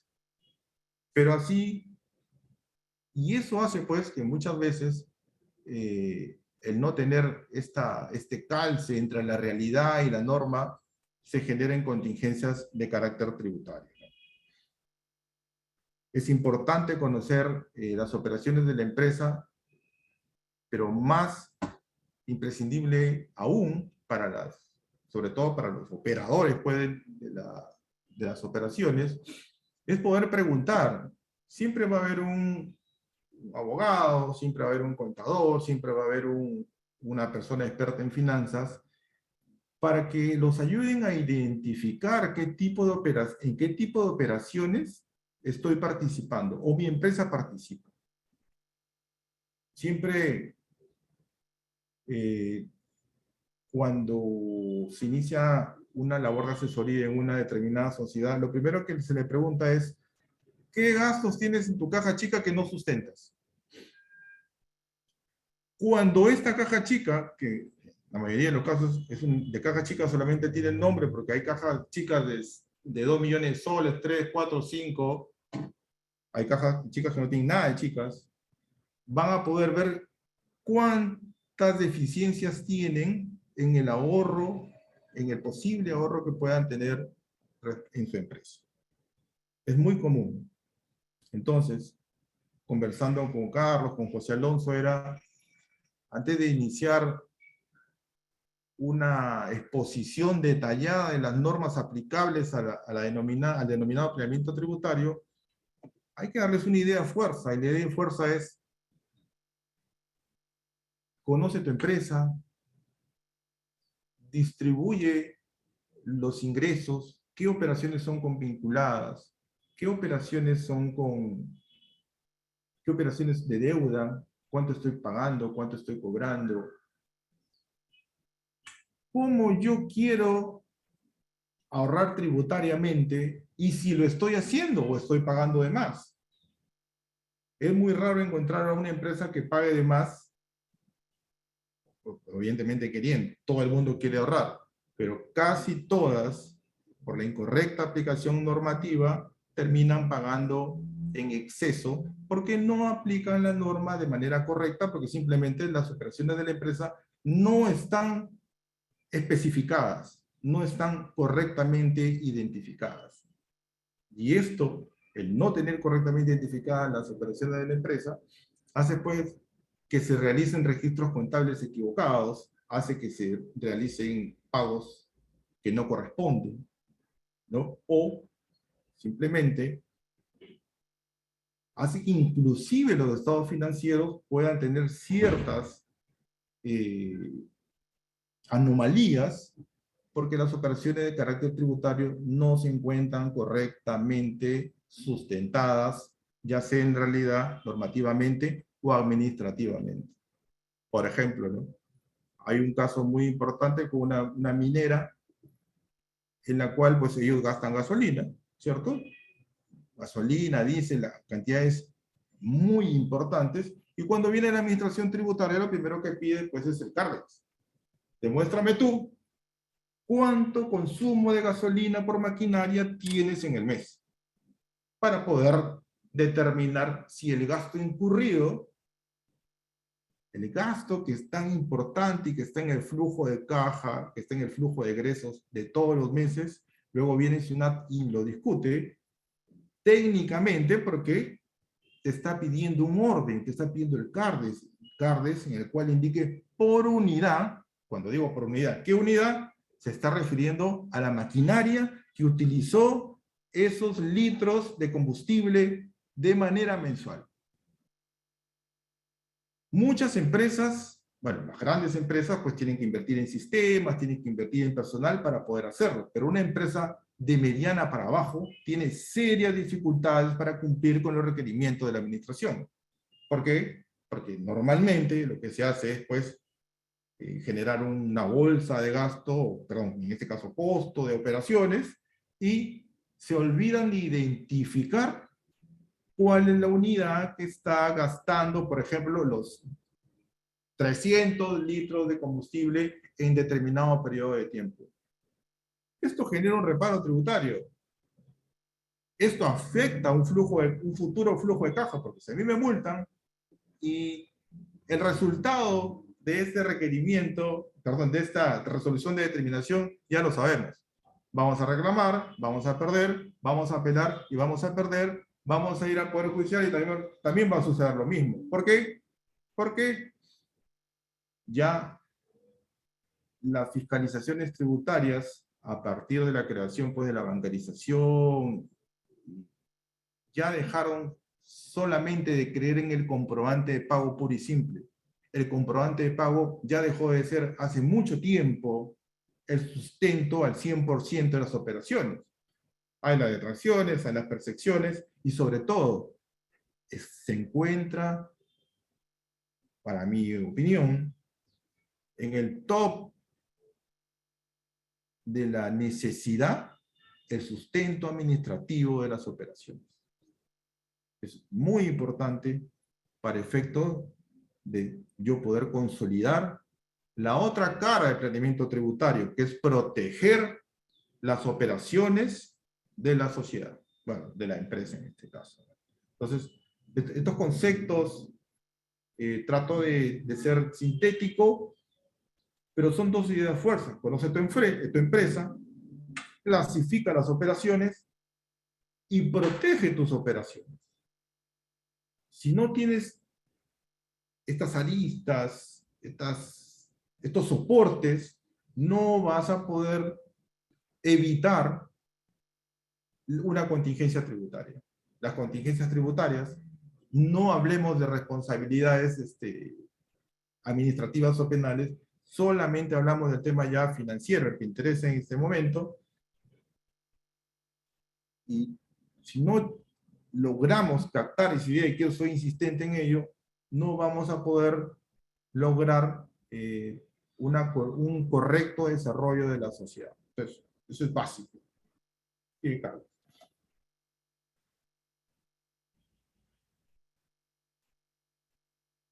Bueno, en esta filmina pues, hemos conversado, ¿no? La idea no es que yo les pueda leer la filmina, sino que más que todo se trata de una reflexión de lo que la práctica está indicando, de cómo vienen las fiscalizaciones tributarias y cómo van a ser a partir de que ya de manera plena entre las fiscalizaciones a aplicar la famosa norma 16 del título preliminar del Código Tributario, que es la denominada norma antielusiva. La norma antielusiva, si una empresa no ha logrado identificar correctamente sus operaciones, va a generar, sí o sí, grandes problemas para el futuro desarrollo de una empresa. SUNAT sacó en el año 2019, entiendo, no sé si ustedes pudieron revisarlo, cuáles eran las operaciones más comunes de elusión tributaria, es decir, de planeamiento tributario agresivo. Y una de las, digamos, por no llamarlo de otra manera, las clásicas, es la denominada cesión de derechos. Por ejemplo, hay una empresa que produce cuadernos, la marca pertenece al dueño de la empresa, la marca, Cuadernos X, y se la cede a la sociedad para que ésta luego le pague al dueño o gerente de la sociedad. ¿Cuál es la diferencia en pagar la tasa de una empresa, la tasa total, a pagar 5% por regalías? Es un ahorro tributario directo, ¿cierto? Pero SUNAT ya lo tiene identificado como que estas operaciones ya son elusivas. Hay que hacer todo un estudio económico para poder justificar cuál es el precio que yo voy a colocar a la cesión de marca que yo, dueño de la empresa, hago hacia mi propia sociedad. ¿Cómo vamos a poder discutir el precio justo que yo debo cobrarle a la sociedad? La sociedad me paga, es un gasto. Yo le emito un comprobante de pago, le puedo emitir una factura o un formulario 820. Pero ¿cuál es el precio justo? Si es una empresa que, por ejemplo, vende, no sé, 10 millones de soles al año y le paga al cedente de la marca 1 millón de soles. ¿Será esta una operación ilegal? No es, bajo ningún punto de vista, porque civilmente existe la cesión de derechos, así que esa no va a ser la discusión. Ilegal no es. El punto va a ser que SUNAT, inclusive con el comité, que ustedes saben que ya está normado, que va a haber una especie de tribunal administrativo que va a decidir el destino de las operaciones consideradas elusivas, van a decidir, entiendo, que mediante un estudio económico de cuál sería un precio justo para pagar a este excedente de la marca. ¿Cuál sería? ¿Cuál sería el precio justo que debería pagar una empresa a un cedente de un secreto industrial? Ustedes saben que también existe la posibilidad que una empresa pueda pagar un secreto industrial, una lista de clientes, un procedimiento exclusivo, a un propietario de ese secreto, que se deposita en una notaría y el gasto.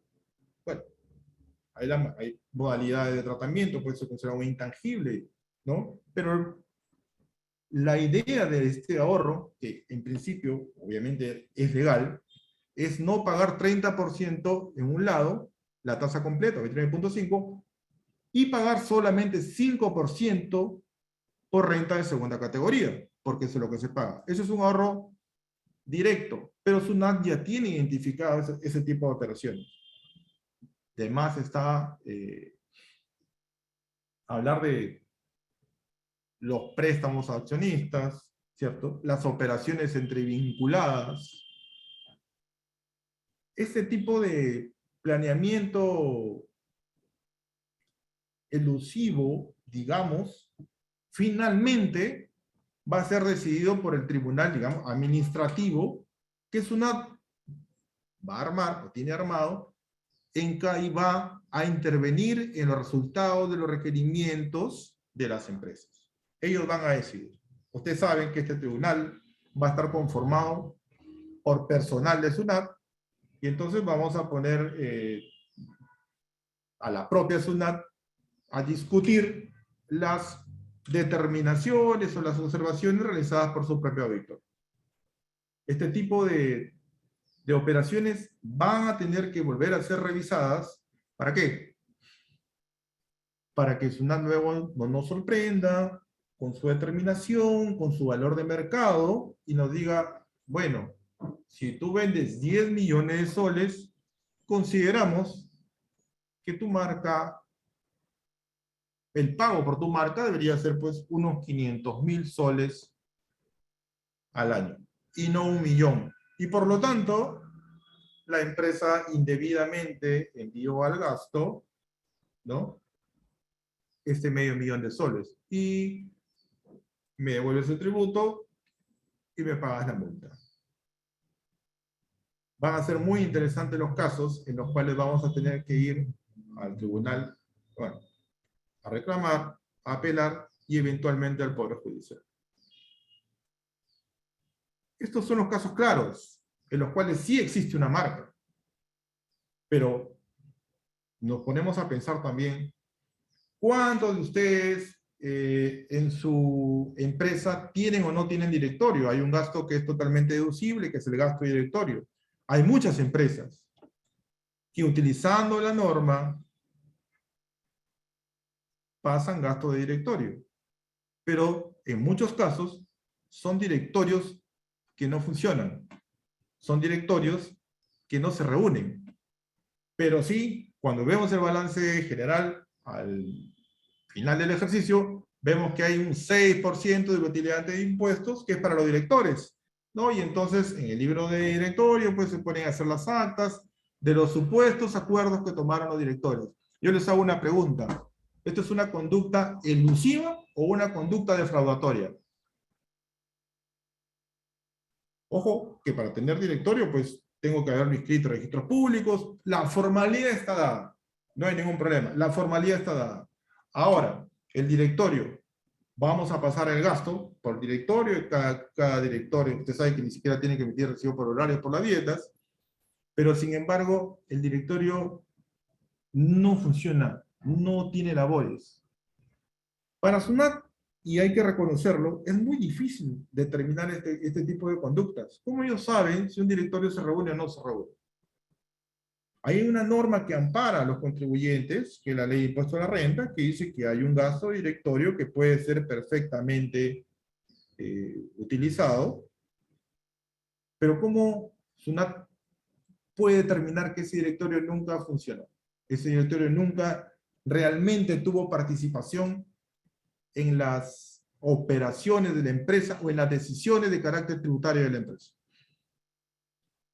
Bueno, SUNAT y el gobierno, pues, que dieron la norma antielusiva, ya entiendo, lo han resuelto, porque si ustedes ven del texto de la norma antielusiva, ahora la responsabilidad de las operaciones de la empresa, obviamente siempre la va a tener el gerente general, pero ahora la tiene el directorio.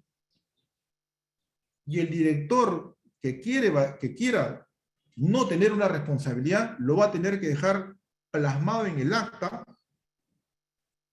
o en una carta notarial.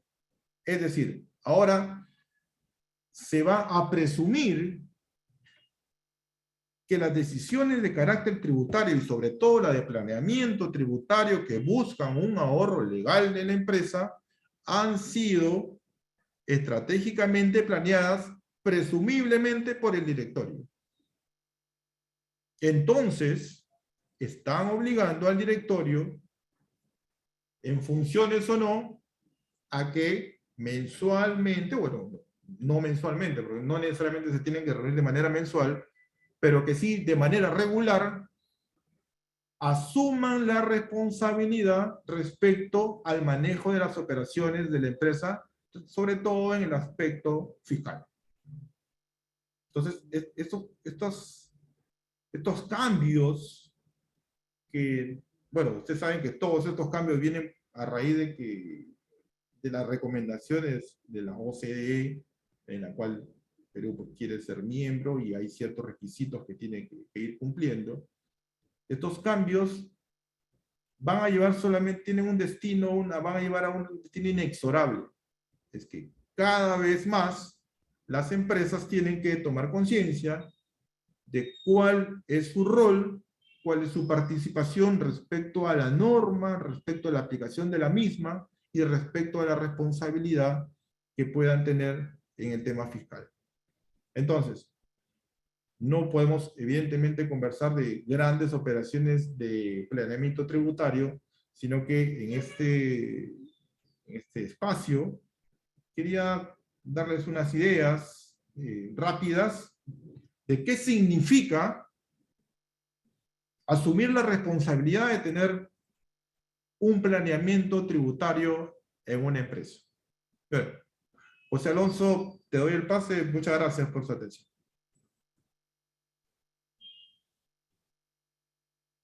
Muchas gracias, Juan Carlos. Ha estado bastante buena y buenos todos tus tips. Muchas gracias. La siguiente diapositiva, un poco les vamos a mostrar lo que estamos haciendo.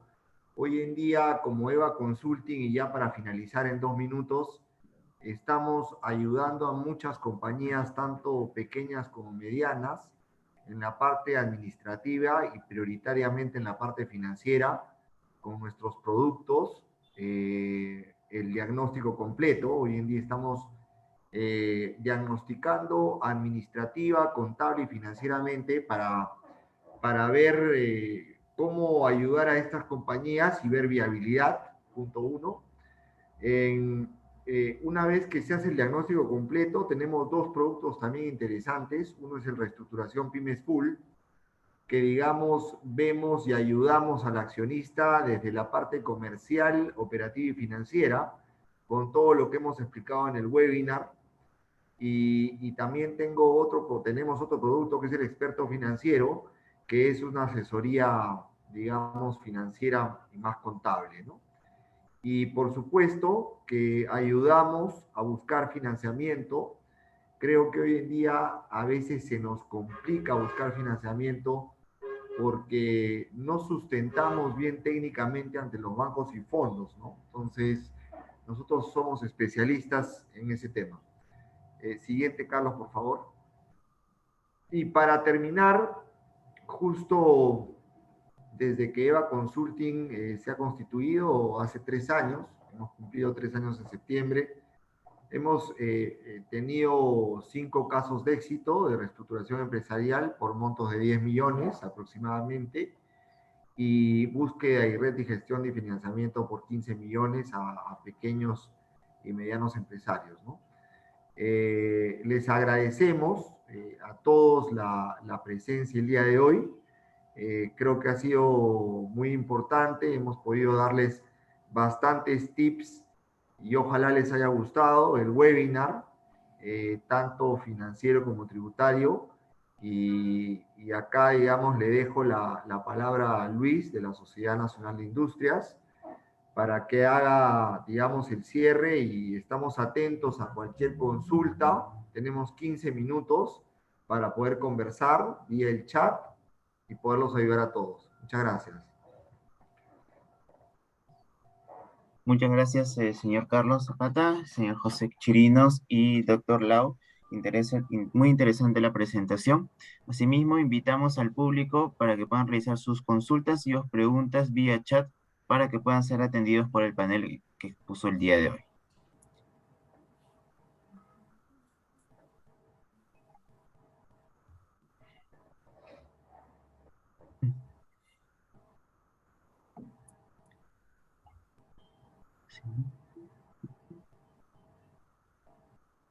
Parece que no hay consultas, señor Chirinos.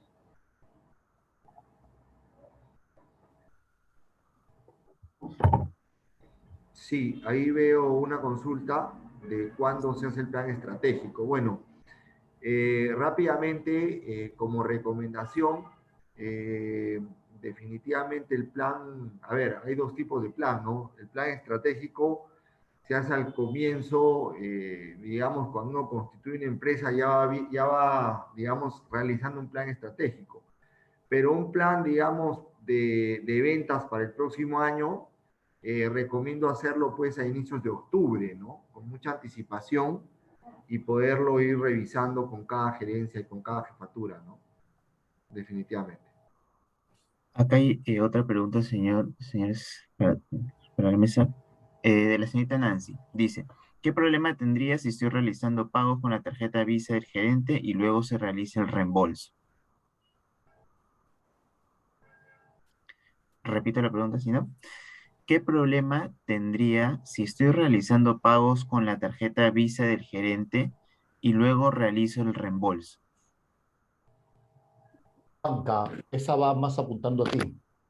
Sí, yo la puedo hacer entonces. Gracias. A ver, cuando se realizan pagos de la empresa con la tarjeta Visa del gerente, yo le preguntaría qué tipo de pagos son en primer lugar. Porque hay pagos que necesariamente tienen que ser bancarizados. Yo tengo que probar que el gerente ha pagado por la empresa. ¿Saben cómo se denomina esta figura legal? Hay son dos maneras de ver este pago por parte del gerente. O el gerente me prestó el dinero, ¿no? O el gerente se subrogó en el pago, pero al final, claro, queda una cuenta por pagar al gerente.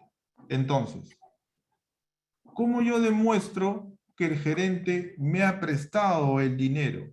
La única manera de demostrar un préstamo en el Perú es mediante un contrato, y un contrato con fecha cierta. Y esa fecha cierta tiene que ser incluso en el propio día, un par de días después de la operación. Hay muchas empresas, y gracias por la pregunta, que comúnmente no utilizan la tarjeta del gerente en algunos casos, o simplemente el gerente, sin utilizar la tarjeta, también paga por la empresa. De pronto tienen una serie de facturas que dicen, ¿y de dónde salió el dinero? Y entonces buscan y dicen, no, lo ha pagado el gerente. Entonces yo voy y le pago al gerente y me quedo sin la bancarización de la factura. Vamos viendo lo siguiente, si son facturas de montos pequeños, la operación inclusive se puede manejar por caja, pero si son facturas, no sé, vamos pensando en 10.000 soles. Y este pago de esta operación, vamos pensando, el día 1, yo empresa no tenía 10.000 soles en la cuenta y pagué 10.000 soles, ni tampoco en caja chica. Eso me crea una caja chica negativa. ¿Cómo yo pude haber pagado algo si no tenía caja? Ah, es porque me prestaron. Bueno, ahora demuéstrame el préstamo. ¿Cómo demuestro el préstamo?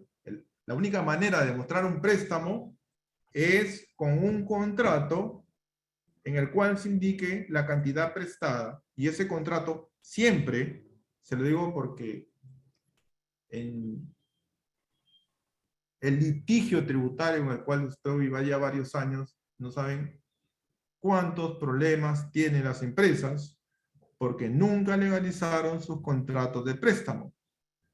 Y tanto la SUNAT, el Tribunal Fiscal y el Poder Judicial desconocen cualquier trato que no tenga un contrato, y valga la redundancia, con fecha cierta. Entonces, la respuesta en concreto es, en primer lugar, si son montos pequeños, es posible manejarlos con caja chica, porque toda empresa tiene algo de caja chica, pero si son montos grandes, la única manera de manejarlo es con esta documentación de soporte contractual y administrativo. Gracias. Perfecto. Muchas gracias, doctor Lau. Tenemos otra consulta del señor Fabricio. ¿Cómo puedo evaluar mi empresa? Esa yo la contesto, José. Ok, el tema de evaluación tiene un objetivo, ¿no? Saber cómo vale tu compañía técnicamente, y tienes dos puntos de vista, ¿no? Técnicamente, cuánto cuesta por una metodología que puede ser la más usada, es el flujo de caja descontado, y también puede comparar uno con el tema de múltiplos. Hay una técnica de múltiplos de EBITDA, o también el tema de liquidación de activos. Son comparativos de cuánto vale técnicamente un negocio.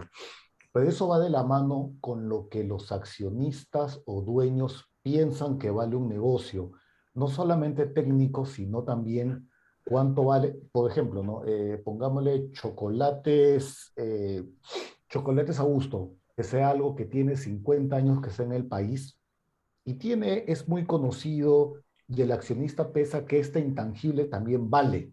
Entonces, sumado al tema técnico, hay un intangible que los accionistas piensan que vale. La suma de ambos te da un monto, ¿no?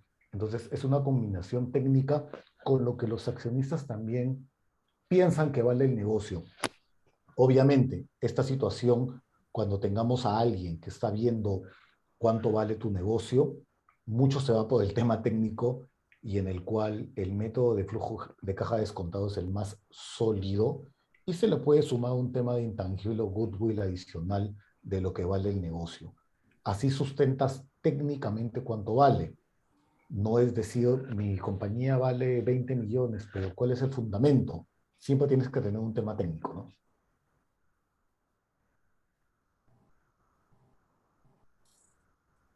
Perfecto, señor Carlos, muchas gracias.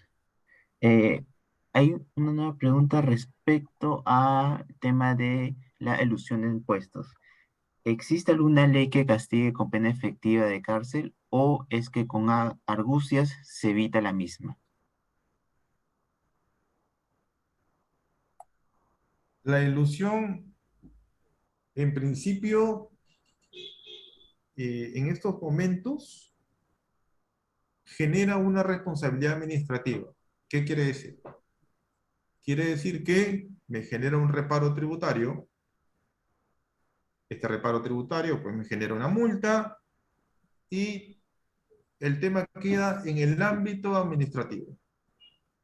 Cuando hablamos de elusión, cuando cruzamos la raya y nos pasamos al lado de la defraudación,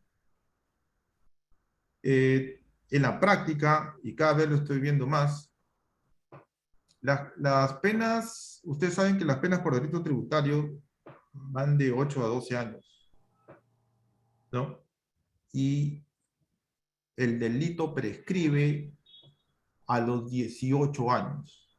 yo estoy viendo en este momento casos que vienen del año 2005, 2006, 2007, que bueno, en su momento, antes del término prescriptivo, fueron fiscalizados y esta fiscalización generó un informe de presunción de delito tributario, esta fue la fiscalía y se armó el caso.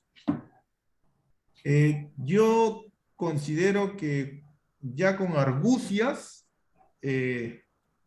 no es posible evitar el tema de responsabilidad penal. Y déjame decirte por qué, porque a mí me quedaba claro que hace unos 4 o 5 años las cárceles por defraudación tributaria no eran efectivas.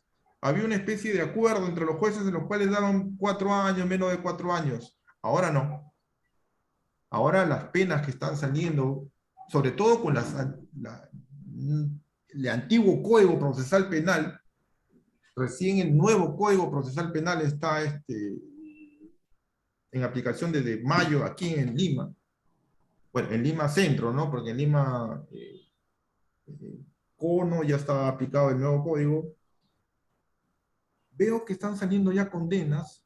Incluso, la vez pasada, por un problema de IGB, vi que por 50.000 soles de IGB, a una persona ya le estaban dando 5 años. De efectiva.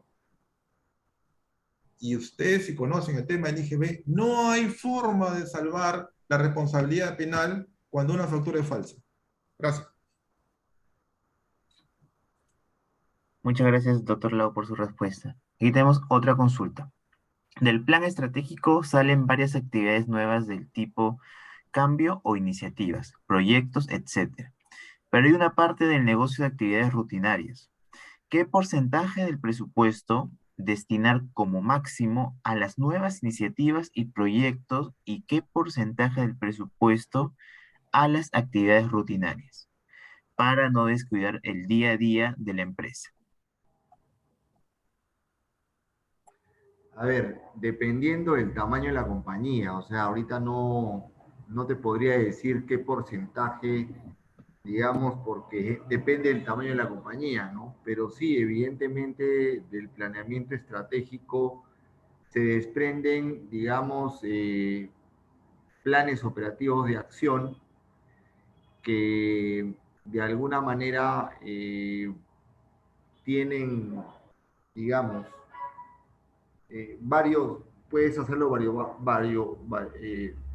con varios enfoques, ¿no? Por ejemplo, reducción de costos, aumento de rentabilidad, y para lograr eso necesitas algunas inversiones. Pero es una pregunta un poco complicada, ¿no? Depende del tamaño de la empresa. O sea, ahorita no te puedo decir qué porcentaje, ¿no? Bien difícil la pregunta.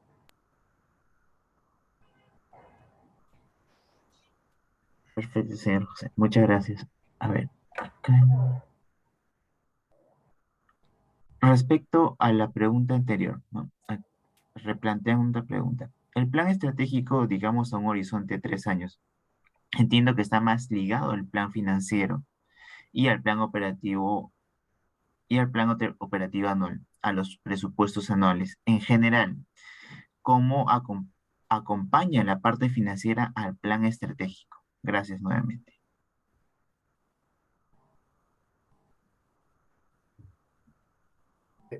¿Voy yo, José? ¿Complemento? Ok, ahora tú. Ok, sí. Lo que pasa que el plan estratégico de una compañía, el objetivo base es lo que los accionistas plasman y buscan en la compañía. Es un objetivo muy amplio, muy global, ¿no? Un ejemplo, ¿no?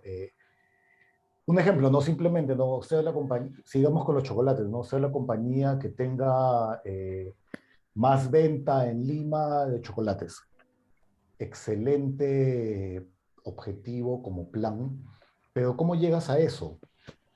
Imagínate, ¿no? Si tú necesitas, hablemos una cantidad, que produzcas 5.000 toneladas de chocolate y tengas 100 puntos de venta, entonces ahí viene mucho, va decantando el plan. Del tema de venta va decantando el plan operativo. Para producir 5.000 toneladas, ¿qué necesitas? cambiar 5 máquinas, tener 10 máquinas nuevas, tener una planilla de 50 cabezas más. Eso sigue decantando a un tema de costos y a un tema de finanzas. ¿Finanzas qué hace? Consolida todos los planes y te dice, ok, tú como compañía capaz necesitas 2 millones en equipo nuevo. ¿Está la compañía en la capacidad de conseguir una deuda o un financiamiento de 2 millones para que llegues a tu objetivo? ¿Sí o no? Posiblemente no. La compañía capaz está calificada en CPP o la compañía tiene un nivel de endeudamiento tan alto que no tiene esa capacidad ni en un banco ni en un fondo. Entonces simplemente la debilidad de finanzas lleva a que el plan inicial no se lleva a cabo. Entonces hay que hacer un cambio completo porque no tienes a nivel de finanzas de que consigas tus objetivos para conseguir el objetivo base y amplio, ¿no? Entonces es clave finanzas.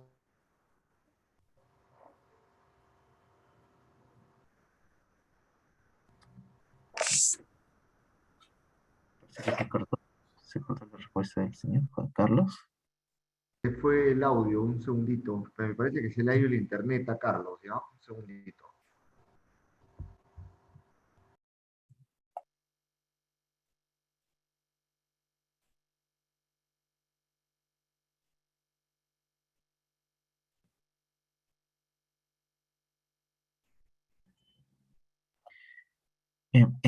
Esperemos un momento mientras se reconecte el señor Carlos, y parece que acaba de tener inconvenientes con su línea de red. En todo caso, señor José, ¿podemos pasar a la siguiente pregunta? A la última pregunta. Ok, conforme. Perfecto. A ver, la última pregunta dice, durante la presentación se indicó que la factura como solo comprobante no es suficiente y se necesita anexar orden de compra y cotizaciones. ¿Existe alguna cantidad en soles para determinar cuándo es necesario anexar dichos documentos? Carlos. Juanca, creo que tú la respondes. Sí. Mira, esta es una muy buena pregunta porque como parte de la labor de abogado litigante en el tema tributario ante el Poder Judicial, vemos cómo vamos pensando, ¿no?, en una empresa que tiene sus documentos, sus comprobantes de pago, el comprobante de pago tiene pagada la detracción, pero luego en la fiscalización, y toda persona que ha pasado por una fiscalización sabe muy bien que hay un modelo de requerimiento por parte de la administración tributaria que indica lo siguiente: diga usted cómo se relacionó con el proveedor, diga usted qué contrato se ha firmado, diga usted qué orden de compra se ha emitido, qué cotización, con cuántos proveedores alternativos usted cotizó, etcétera, etcétera.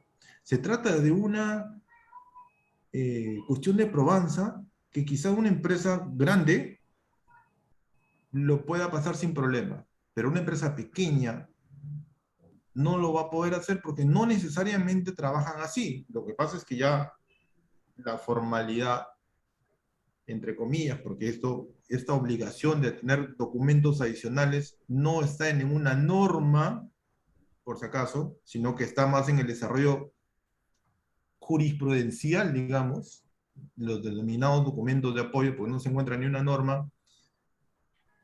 Sin embargo, poder decirte cuál es el monto mínimo para poder realizar todo este papeleo, yo te aconsejaría que si es un proveedor en el cual has gastado una cantidad muy poca en el año, es decir, cuando digo poco, pues vamos poniéndole una valla.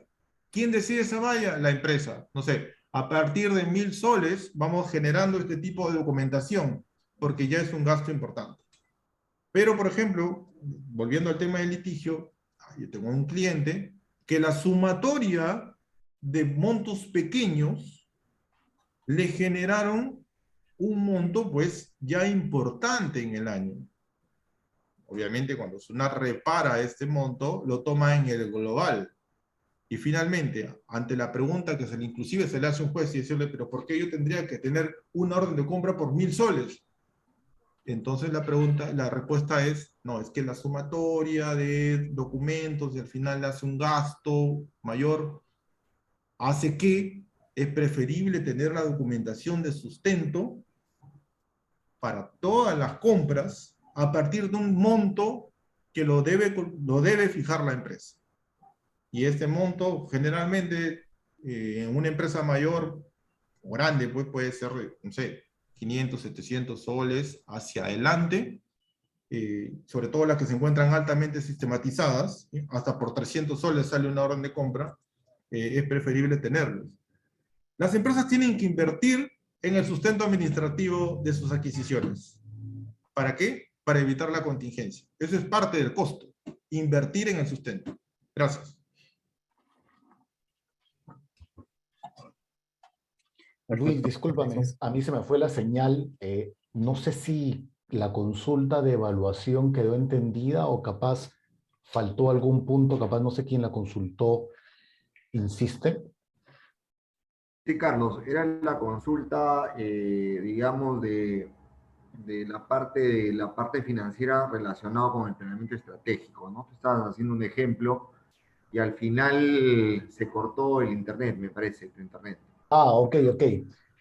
Sí, definitivamente la valla la define finanzas, ¿no? Como comentábamos, ¿no? Si yo tengo un plan muy ambicioso de que venda 100 millones en chocolate y ante eso necesito una nueva planta eh, y no tengo la capacidad de que financie esa planta por distintos motivos, capaz porque el nivel de rentabilidad no me da el suficiente vida para que pague la deuda o capaz estoy mal clasificado, definitivamente la valla ya la pusimos. Entonces no llegamos a esa venta. Entonces todo al final, todo lo que se sueñe en un plan, al final decanta en la capacidad de finanzas que consiga los recursos o financiados o no para llegar a ese plan, ¿no? Todas las veces es así, acaba así.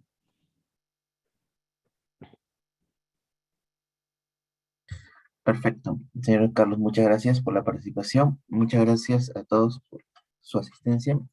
¿Algo que quisieran agregar, por favor, para dar por terminada el webinar de hoy día? Sí, bueno, agradecer nuevamente a todos. Hemos tenido, creo, un importante número de público el día de hoy. Y nada, les vamos a pasar la presentación y todos los tips que han visto a todos para apoyarlos. Y si tienen alguna duda, no duden en enviarnos algún correo electrónico. Están los datos de Carlos y míos en la presentación que le vamos a pasar. Y nada, ayudarlos en lo que sea, porque creo que en estas épocas hay que ayudarnos todos, ¿no? Muchas gracias. No sé si Carlos puedas ya concluir. Sí, gracias, José. Simplemente las finanzas no son tan complicadas como se piensa, sino es un tema metodológico. Y con mucho gusto dispuestos a que lo ayudemos haciendo las cosas complicadas en fáciles. Le cedo el pase a Juanca, gracias por su asistencia para alguna despedida. Muchas gracias por la atención a todos y esperemos vernos pronto. Muchas gracias. Hasta luego.